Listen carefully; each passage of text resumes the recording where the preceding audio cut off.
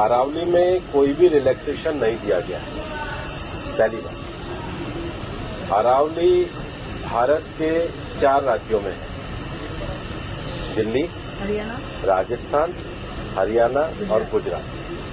Total Aravalli 39 districts में है। अरावली की पिटीशन 1985 से चल रही है। इस पिटीशन में चलने के बाद अरावली में माइनिंग के स्ट्रिक्ट नियम होने चाहिए, इसके हम भी पूरी तरीके से समर्थन करते हैं। सुप्रीम कोर्ट ने चारों राज्यों को कहा कि अरावली की सेम डेफिनेशन होनी चाहिए।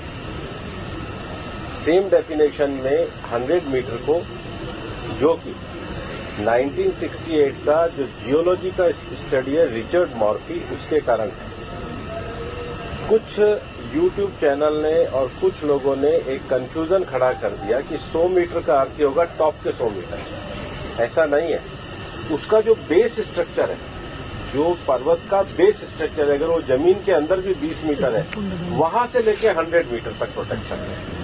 तो जो 100 मीटर का प्रोटेक्शन है, जो लोगों ने कंफ्यूजन करा है कि मतलब ऊपर का 100 मीटर है, नीचे खुदाई कर सकेंगे, वो नहीं है। मैं आपको फिर क्लियर कर रहा हूं। 100 मीटर का अर्थ है टॉप 100 मीटर से बॉटम के अंदर तक जो उसका पूरा फैलाव है।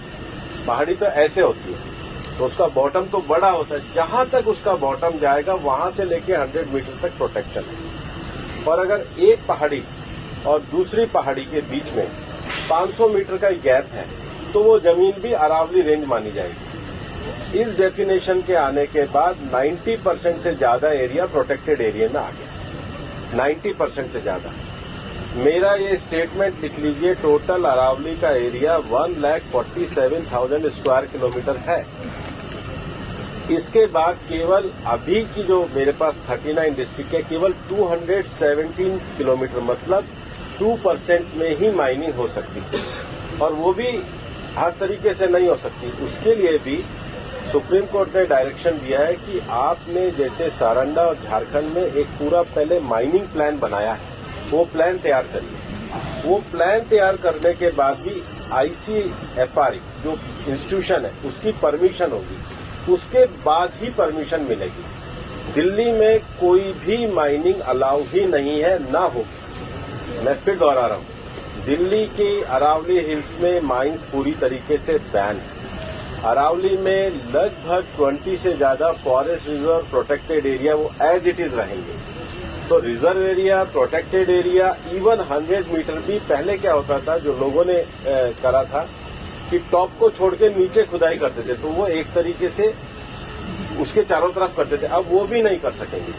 तो मुझे लगता है सुप्रीम कोर्ट ने जो निर्णय दिया है, ministry of environment, survey of India, geological survey of India, और जियोलॉजिकल सर्वे ऑफ इंडिया में जो इंटरनेशनल स्टैंडर्ड है रिचर्ड मार्फी, उसको दिया। उसके बाद भी मामला सुप्रीम कोर्ट में है। हम पूरी तरीके से सहयोग करने के लिए तैयार हैं। पिछले 2 साल से लगातार स्वयं प्रधानमंत्री जी ने अरावली में वृक्षारोपण किया है। ये सरकार पिछले 2 साल से ग्रीन अरावली का मूवमेंट चला रही है। मैंने खुद ने पिछले दिनों उदयपुर में सारे डीएफओस की, मतलब चारों जिलों के 39 डीएफओ की मीटिंग करी है। हम हर डिस्ट्रिक्ट में अरावली की नेटिव स्पीशीज का एक नर्सरी लगा रहे हैं। हम ग्रीन अरावली के लिए प्रतिबद्ध हैं। ये एक झूठ फैलाया जा रहा है। और सबसे बड़ी बात है कि ये जो रिपोर्ट है, ये 2006 से राजस्थान में ऑलरेडी लागू है। इसमें कुछ भी एडिशन नहीं किया गया, बल्कि अरावली के टॉप से लेके और जमीन तक, मतलब जमीन से पूरा ऊपर 100 जो स्ट्रक्चर है, वो सारा प्रोटेक्टेड की श्रेणी में आता है।